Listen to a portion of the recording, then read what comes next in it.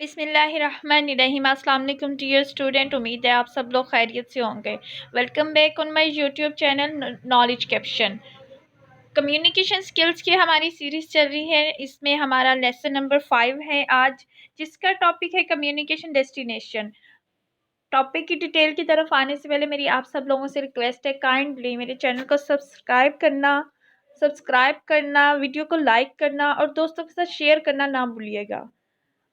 Topic की detail की तरफ आते हैं। कम्युनिकेशन डेस्टिनेशन, कम्युनिकेशन क्यों होता है, किन मराहिल से गुजर कर वो मंजिल की तरफ जाता है। ठीक है, the destination of communication is either internal और एक्सटर्नल। जो कम्युनिकेशन की डेस्टिनेशन है वो इंटरनल भी हो सकती है, एक्सटर्नल भी हो सकती है। इंटरनल कैसे हो सकती है और एक्सटर्नल कैसे हो सकती है? The ratio between internal and external communication varies from organisation to organisation. एक ऑर्गेनाइजेशन से दूसरे ऑर्गेनाइजेशन तक कम्युनिकेशन हो रहा है। दो कंपनीज आपस में मिलके कोई बात अच्छा आपने ये देखा था, इसकी एग्जांपल अगर मैं आप लोगों को दूं कि लास्ट टाइम कुछ अरसा पहले ये ऑफर आई थी कि पेप्सी के साथ एक लेस फ्री मिल रही थी। ठीक है, अब जंबो पैक, आई थिंक कहीं पे मैं गलत हूँ तो आप लोगों को तो ये ऑफर का पता होगा। जंबो पैक पेप्सी खरीदे या 1.5 लीटर पेप्सी खरीदे तो उसके साथ लेस का एक पैक मिल रहा होता था। डेट मीन के दो ऑर्गेनाइजेशंस ने क्या किया है, आपस में कम्युनिकेट किया है। ठीक है, उसके बाद उन्होंने पब्लिक तक वो चीज़ें पहुँचाई हैं ऑफर के साथ। उसके बाद क्या हुआ था कि एक और जगह थे सुप्रीम या दानेदार के साथ एवरीडे का साशे मिल रहा था, या एवरीडे के मतलब इस तरह के दो ऑर्गेनाइजेशंस आपस में कम्युनिकेट करते हैं, इंटरलिंक करते हैं, फिर वो पब्लिक तक एक्सेस करते हैं। अब ये है कि इसमें दो ऑर्गेनाइजेशन आपस में जो करते हैं, बातचीत करते हैं। As the size of organisation increase, the amount of internal communication tends to increase at a faster rather rate than the amount of external communication. ऐसे क्या होता है कि इनकी एक तो ऑर्गेनाइजेशन इंक्रीज होती है, उनकी जैसे प्रोडक्टिविटी में इजाफा हो जाता है। अब लोग जाहिर सी बात है लालच में आके पेप्सी खरीदेंगे, कि कोक भी तो खरीदनी है ना, पेप्सी खरीद लेते हैं, उसके साथ लेस तो मिलेगी ना। दानेदार सुप्रीम जिसके साथ भी एवरीडे की ऑफर थी, अब उसकी अमाउंट तो इंक्रीज होगी ना, उसकी जो प्रोडक्टिविटी की थी, जो सेल्स थी वो इंक्रीज होगी। ठीक है, it's happened due to communication, कि किस तरह हमारा इंटरनल जो उनके मामला तय पाए। अब आपको पब्लिक तो इन्वॉल्व नहीं थी ना उस डिस्कशन में, उस कम्युनिकेशन में, और फिर एक्सटर्नली इसके बेनिफिट आए। और उसके बाद इफेक्टिव इंटरनल कम्युनिकेशन कैसी होती है? डाउनवर्ड का कंसेप्ट अब पढ़ चुके हो। डाउनवर्ड कम्युनिकेशन क्या होती है? प्रीवियस लेसन अगर आप लोगों ने सुना हो तो उसमें आपको अच्छे से समझ आ जाएगा। डाउनवर्ड कम्युनिकेशन फिर भी मैं आप लोगों को बता दूं कि एम्प्लॉयज़ के साथ कम्युनिकेशन। एक ऑर्गेनाइजेशन है, उसके अंदर एम्प्लॉयज़ काम कर रहे हैं, बॉस से लेके फिर वो प्रिंसिपल, वाइस प्रिंसिपल, कोऑर्डिनेटर, फिर उससे नीचे टीचर, टीचर से नीचे फिर वो जो होती है गेट कीपर पे होते हैं, जो आया जी होती है, इन सब के साथ कम्युनिकेशन डाउनवर्ड की तरफ आते हैं। अपवर्ड अपवर्ड के होते हैं कि कोई छोटे लेवल से एम्प्लॉयज़ की बात बॉस तक पहुंचानी है। एंड हॉरिजॉन्टल, ये भी आप लोगों ने पीछे पढ़ा था। ठीक है, हेल्प्स इंक्रीज जॉब सेटिस्फेक्शन। ठीक है, ये सारा इफेक्टिव इंटरनल कम्युनिकेशन है कि अगर आपकी अंदर की कम्युनिकेशन अच्छी होगी तो आपके ऑर्गेनाइजेशन में इतने प्रॉब्लम्स नहीं आएंगे। सेफ्टी है, productivity and perform and decrease absenteeism and grievance, जो गर्ज पाया जाता है, गुस्सा होता है।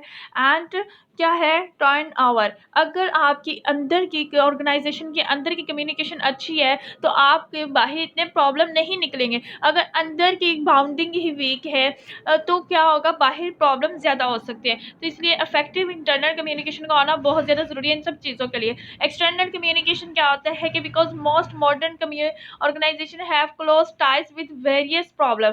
जाहिर सी बात है कि जो बहुत ज़्यादा ऑर्गेनाइजेशन होते हैं उसमें 50 लोग काम कर रहे हैं, 50 का बिहेवियर एक जैसा नहीं होता, 100 होते हैं, हज़ारों होते हैं। हर किसी की नेचर दूसरे की नेचर से डिफरेंट होते हैं, तो उसमें बिल्कुल प्रॉब्लम्स होते हैं। तो उन प्रॉब्लम्स को दूर करने के लिए क्या किया जाए? In fact they often depend on this problem for economic survival. ठीक है, ये सारे इकोनॉमिक प्रॉब्लम भी हो सकते हैं, सर्वाइवल प्रॉब्लम भी हो सकते हैं।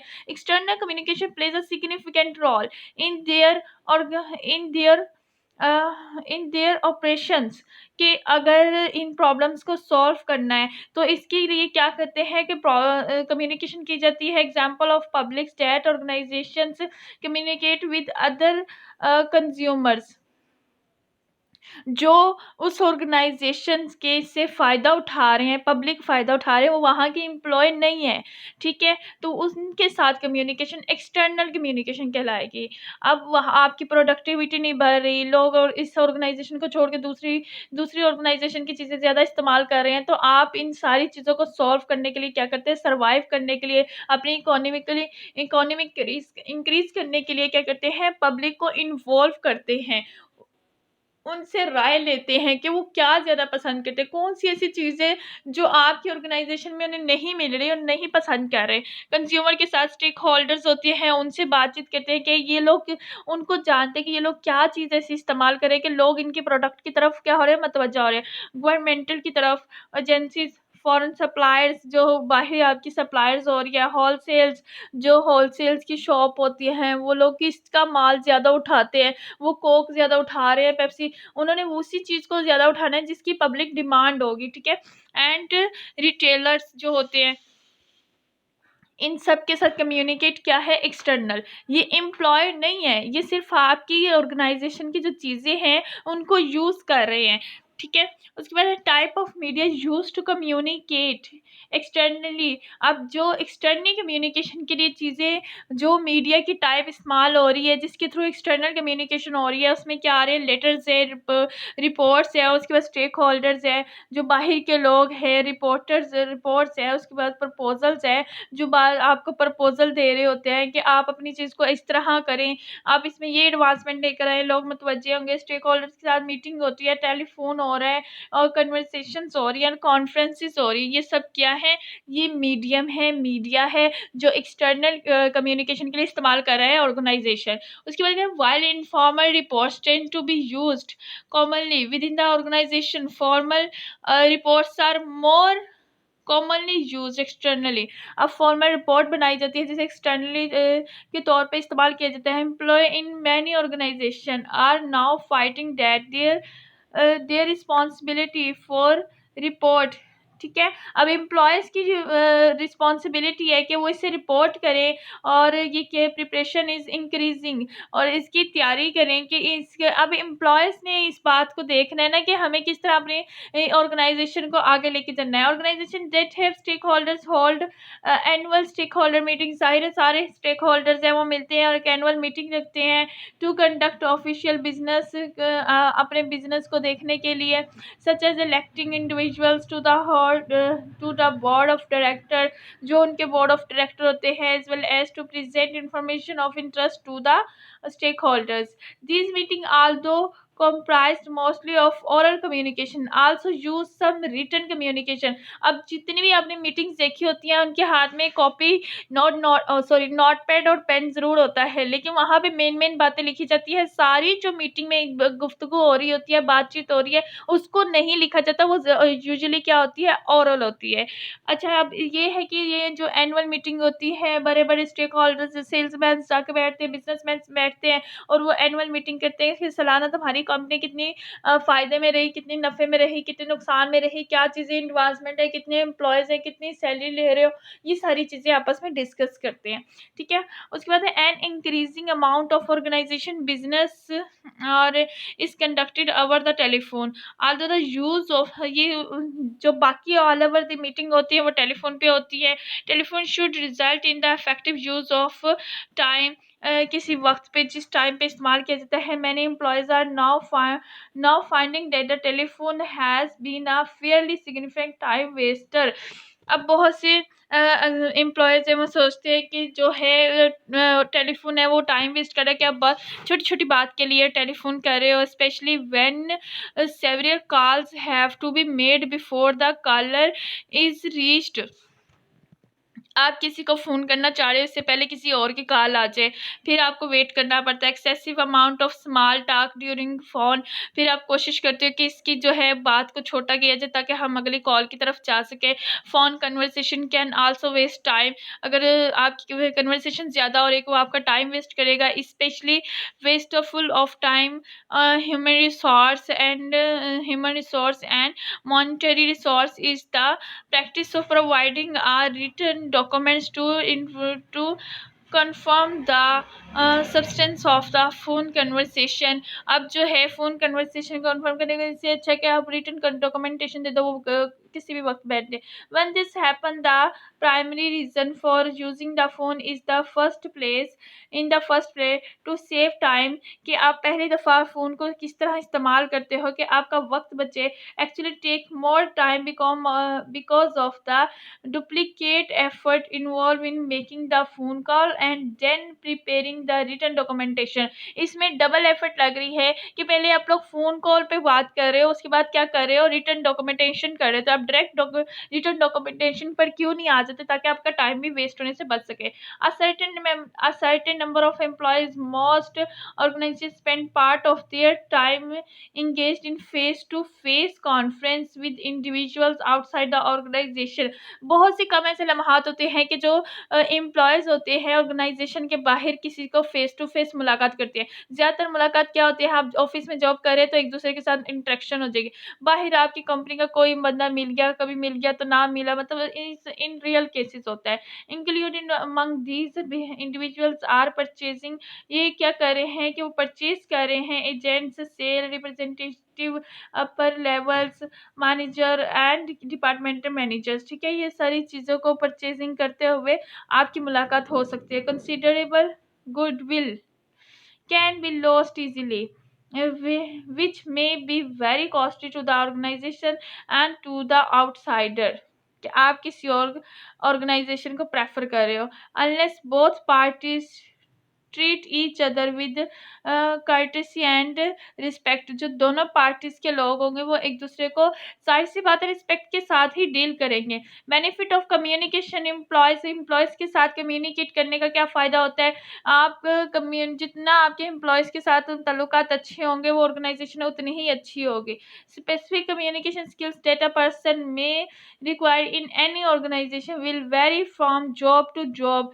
ठीक है, आपकी जो कम्युनिकेशन स्किल्स है वो स्पेसिफिक होने चाहिए। The possession of a certain degree of communication skill will however pay which rich dividend through one's career. ठीक है, कि आपकी जो कम्युनिकेशन है किसी के लिए इतनी जानदार होनी चाहिए। Not only will it lead to at more satisfied more satisfying employment experience but also increase the chances of promotion throughout one's working life।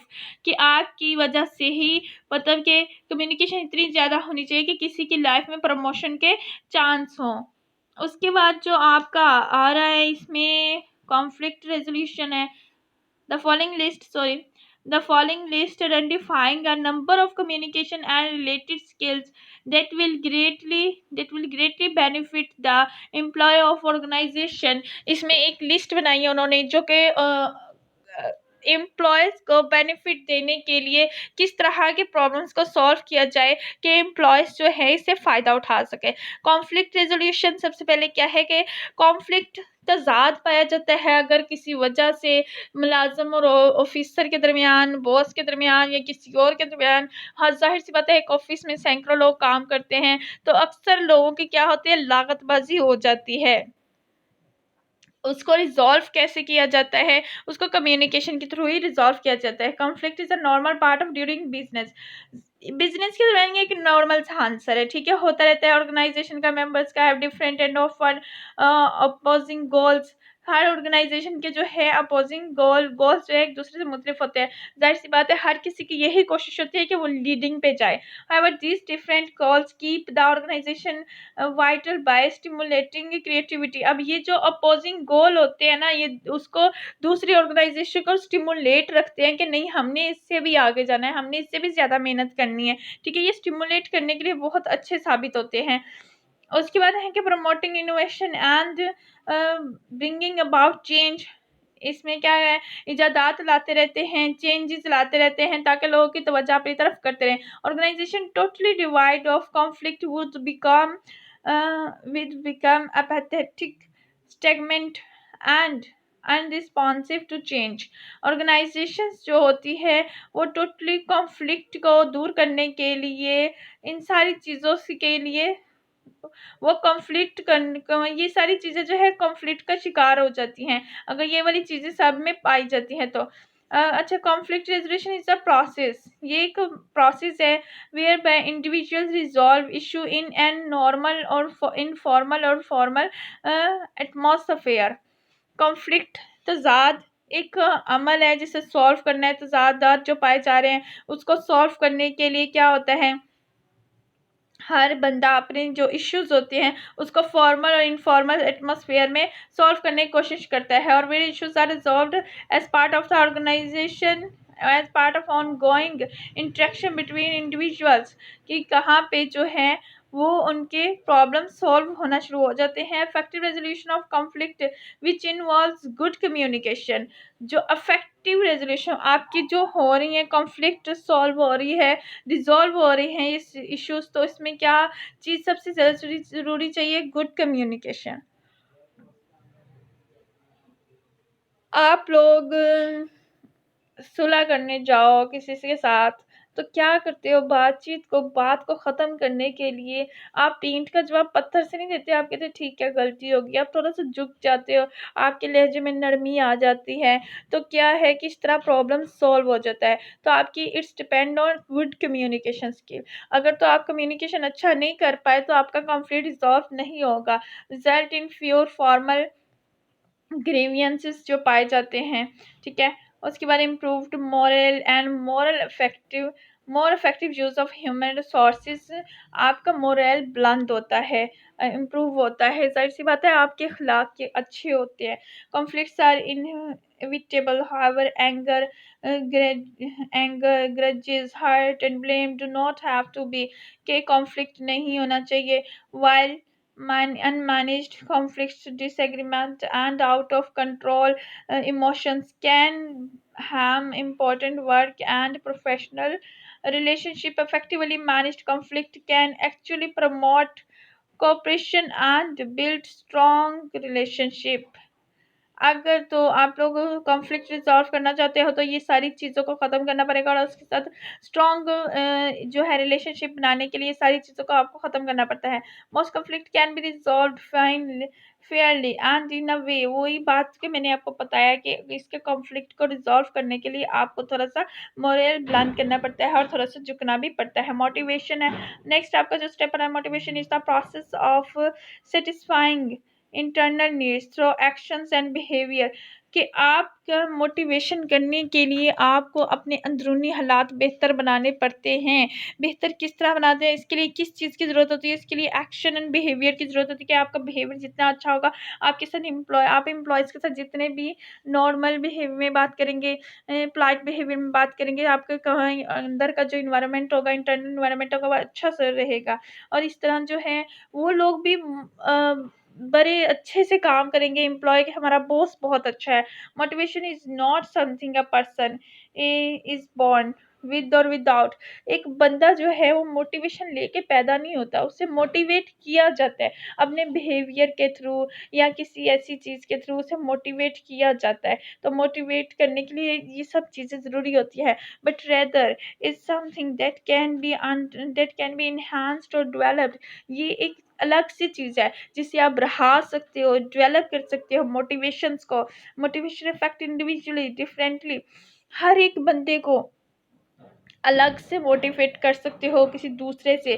So one must understand the process. एक बंदा जो है अच्छे से प्रोसेस समझ सकता है, theories को समझ सकता है, फंडामेंटल जो एक बंदे के इनफरादी रूल्स हैं, component of motivation in order to motivate effectively. ठीक है, इन सब चीज़ों को मोटिवेट करने के लिए to understand motivation it is also necessary to recognize difference among people and be cautious not to assume they share similar preferences. क्या होता है कि ये मोटिवेशन बहुत ज़्यादा ज़रूरी होती है दूसरी चीज़ों से लोगों को मुमताज़ बनाने के लिए, ठीक है? और उनका ज़्यूम करने के लिए। Motivation comes from within, from a person's owns psyche जो है, मोटिवेशन जो है किसी बंदे की साइकी से भी आ सकता है। सीक्रेट डिज़ायर्स, किसी बंदे के अंदर कोई डिज़ायर है, वो जन्म ले रही है कि वो चाहता है मैंने ये करना है तो करना है, मैंने इंसेंटिव लेना है तो लेना है, मैंने ऊपर जाना है तो जाना है, मैंने तरक्की करनी है तो करनी है। ये उसका अंदर का सीक्रेट डिज़ायर है, ये उसके अंदर की मोटिवेशन है कि वो चाहता है ये चीज़। एंड डीप रूटेड नीड्स, क्योंकि कोई चीज़ को बड़ी शिद्दत से चाह रहा है।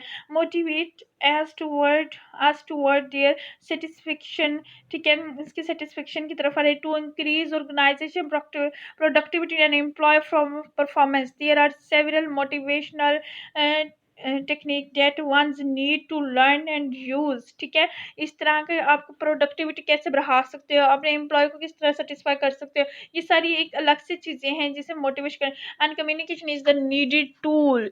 ये सारी मोटिवेशन जो आप एम्प्लॉयज़ में ला रहे हो या एम्प्लॉयज़ के अंदर हैं, आप किसी को मोटिवेट करने के लिए सबसे पहले टूल क्या इस्तेमाल हो रहा है? कम्युनिकेशन। किसी इंसान को किसी चीज़ की तलब उसके अंदर पैदा करनी, उसके बारे में उसको एक चीज़ होती है, उसको चार्म बना के पेश किया जाता है। तो आप कम्युनिकेट कर रहे हो, आपका बताने का तरीका इतना अच्छा है कि लोग उसकी तरफ मुतवज्जे होते हैं, बाद में उस चीज़ की तलब करते हैं जो ज़रूरत आपने उनके अंदर क्रिएट कर दी है, ठीक है? ये जो हमारी एडवर्टाइज़मेंट होती हैं, तो वो भी एक नीड क्रिएट करते हैं लोग। कुछ एडवर्टाइज़मेंट ऐसी बनाई जाती है कि लोग उसके परचेज़ करने पे मजबूर हो जाते हैं, क्योंकि उन्हें मोटिवेट किया जाता है उस चीज़ के लिए कि वो अपनी ज़िंदगी में उसे अडॉप्ट करें। तो वो आपके साथ कम्युनिकेट करते हैं। तो communication is the needed tool for the motivation. Problem solving, ज़ाहिर-सी बात है, कम्युनिकेशन के बगैर कोई भी प्रॉब्लम सॉल्व नहीं हो सकता। In a business setup need you need to work with other employees. दूसरे लोगों के साथ आपको काम करना पड़ता है, as well as get people working together in a friendly smooth environment. एक ऑफिस में काम करने वाले लोग एक फैमिली की तरह रहते हैं, ठीक है? वो फैमिली की तरह ही बिहेव करते हैं, क्योंकि जब आप एक ऑफिस में काम करते हो ना, तो आपके सारा दिन ऑफिस में गुजर जाता है। घर वालों से तो आपके साथ मुलाकात थोड़ी बहुत होती है, सुबह जाते वक्त और शाम को आते, और फिर आपने अपने रूम में चले जाना होता है रेस्ट के लिए। तो सारा दिन आप लोगों का जिन लोगों के साथ गुजर रहा है, तो उसे आप फैमिली के तौर पर लेते हो और इन्हीं से बातचीत करते हो, ठीक है? कमिंग फ्रॉम डिफरेंट बैकग्राउंड, हर बंदा जो है वो डिफरेंट बैकग्राउंड से आ रहा है, ठीक है? हर बंदे के घर का माहौल जो है वो डिफरेंट होता है दूसरे बंदे के घर के माहौल से। हैविंग डिफरेंट एक्सपीरियंसेस, हर बंदे के पास क्या है, मुख्तलिफ तजर्बात हैं, मुख्तलिफ एक्सपीरियंस है। बिलीव्स एंड एक्सपेक्टेशंस, उसकी किसी के बिलीव्स कुछ और होते हैं, नहीं मैं इस चीज़ पे बिलीव नहीं करता, ऐसे ही होते हैं। और कुछ की एक्सपेक्टेशन भी हर किसी की डिफरेंट होती हैं। It is not always easily achieved. People working together are bound to develop, ठीक है? उसे काम करते हैं इकट्ठे, उन्हें अंदर की अच्छी बाउंडिंग होती है डेवलप करने के लिए differences and have problem working together.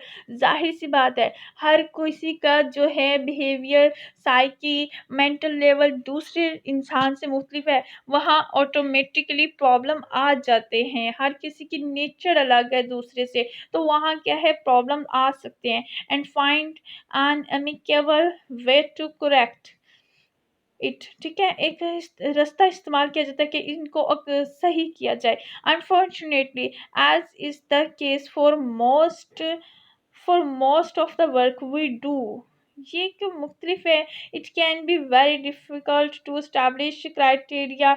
अब एक क्राइटेरिया क्रिएट किया जाता है, सारे प्रॉब्लम्स को सॉल्व करने के लिए कम्युनिकेशन की जाती हैं।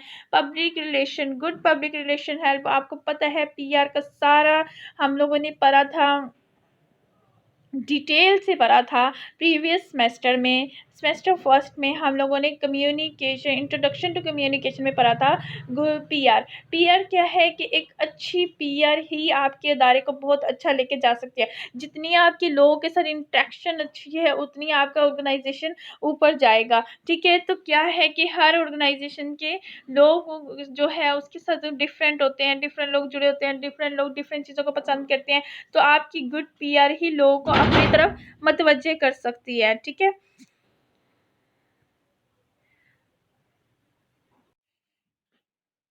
तो गुड पीआर के लिए भी आपको कम्युनिकेशन का ही सहारा लेना पड़ता है, कि अच्छी कम्युनिकेशन होनी चाहिए। अब क्या है कि effective communication benefits the organization, वो जो अच्छी कम्युनिकेशन होती है वो इदारे को किस तरह फ़ायदा पहुंचा रही है। एक तो क्या करिए, उसका क्रिएटिंग पॉजिटिव इमेज, उसका जो इमेज है वो अच्छा बनाएगी।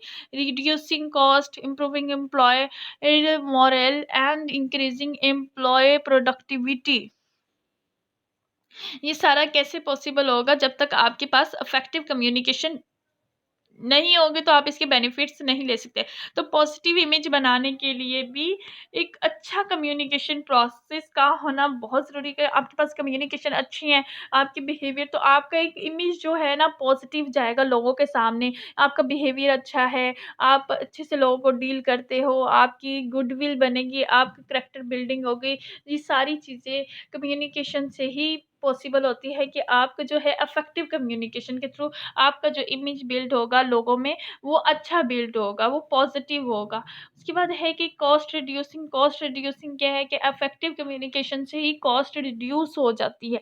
एक अच्छा किसी के साथ बात बहस-मुबाहिसा करें, तो उसके बाद क्या होता है, कॉस्ट रिड्यूस हो जाती है। यहाँ पे उन्होंने जो एग्ज़ाम्पल्स दी हुई है वो एम्प्लॉइज़ की दी हुई है कि अगर एक कंपनी में 10,000 एम्प्लॉइज़ काम कर रहे हैं, तो क्या होगा कि हर एम्प्लॉयी जो है, वो अपने काम करने के दरमियान जो है वो एवरेज 10% वेस्ट कर रहा है, तो कंपनी को इतने का वेस्टेज हो रहा है।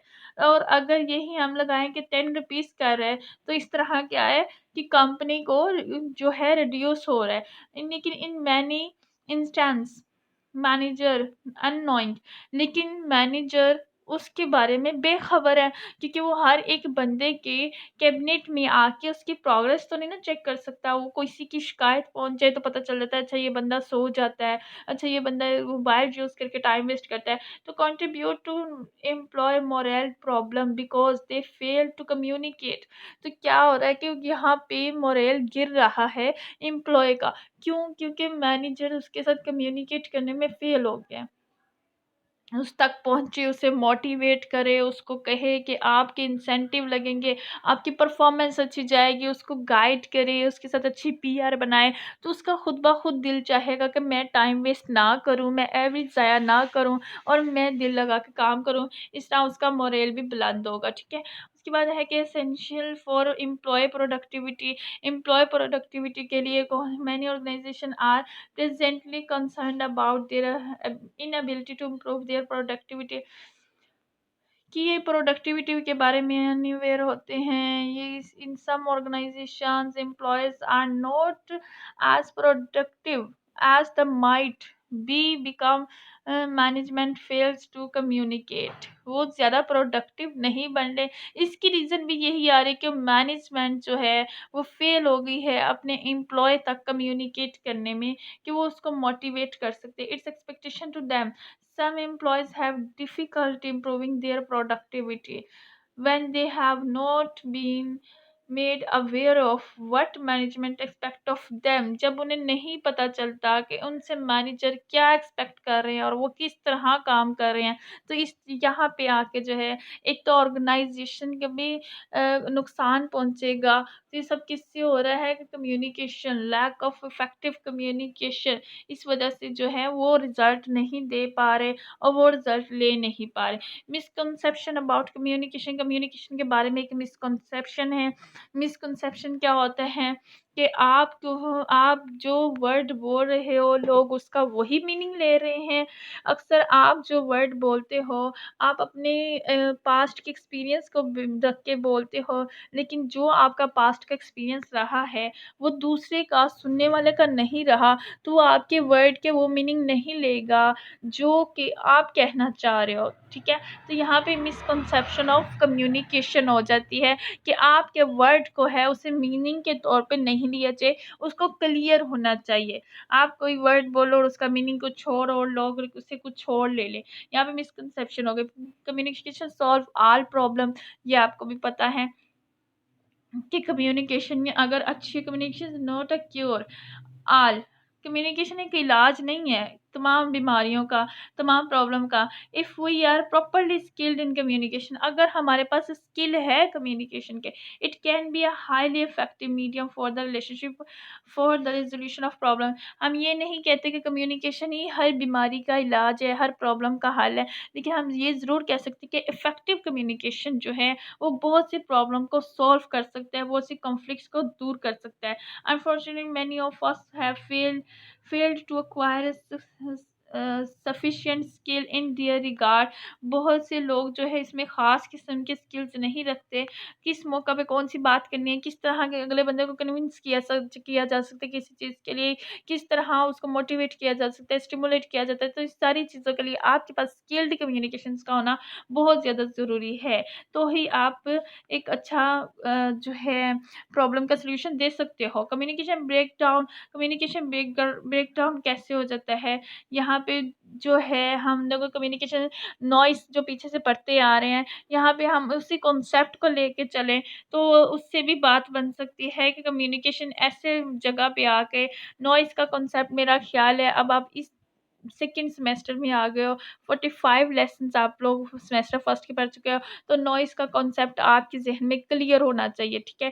ज़ाहिर-सी बात है आप लोगों ने भी एग्ज़ाम्स भी दिए हैं फर्स्ट सेमेस्टर के और आप लोग इसके प्रीवियस लेसन सुन के यहाँ तक आए हो। तो आपके पास नॉइज़ का कॉन्सेप्ट है, तो आप लोग कम्युनिकेशन ब्रेकडाउन को अच्छे से समझ जाओगे कि कम्युनिकेशन ब्रेकडाउन क्यों हो रहा है, वजह क्या है इसकी। इसमें वर्ड का ही मत यूज़ हुआ हुआ है कि वर्ड जब आप किसी और का ले लेते हो, मीनिंग आर इन वर्ड्स, जब आप मीनिंग्स को वर्ड्स में देते हो, वहाँ पे भी कम्युनिकेशन क्या है, ब्रेक डाउन हो जाता है।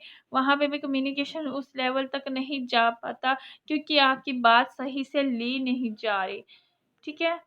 अब इसमें कंप्लेंट का ज़िक्र किया उन्होंने, जहाँ पे मैंने आपको मिसकंसेप्शन का था, वहाँ पे मैंने आपको वर्ड की एग्ज़ाम्पल दे दी।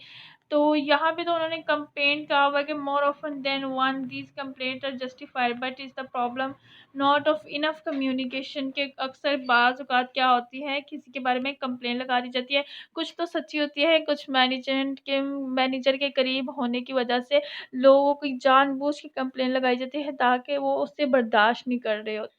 ये भी एक मिसकंसेप्शन होती है कि जब तक आप उसे बुला के फेस टू फेस करके आप उस प्रॉब्लम को सॉल्व करें, ना कि आप सुनी-सुनाई बातों पर जाएँ। तो ठीक है, ये हमारा टॉपिक था आज का लेसन नंबर 5, काफ़ी डिटेल है। इसमें था कम्युनिकेशन डेस्टिनेशन। अगर ये सारी चीज़ें पॉसिबल होंगी तो ही कम्युनिकेशन जो है, मैसेज जो है अपनी मंज़िल तक पहुँच सकेगा, नहीं तो फिर ब्रेकडाउन का शिकार हो जाएगा।